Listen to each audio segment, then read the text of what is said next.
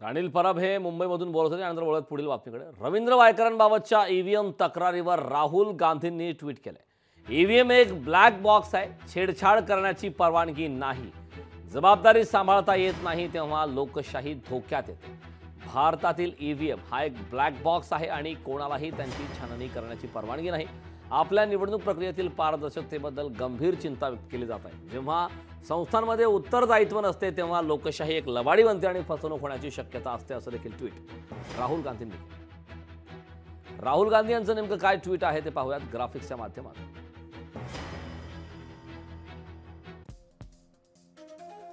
भारतातील ईव्हीएम हा एक ब्लॅक बॉक्स आहे आणि कोणालाही त्यांची छाननी करण्याची परवानगी नाही.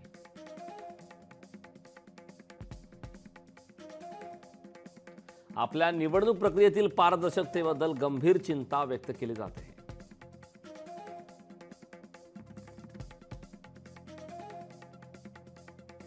जेव्हा संस्थांमध्ये उत्तरदायित्व नसते तेव्हा लोकशाही एक लबाडी बनते आणि फसवणूक होण्याची शक्यता असते.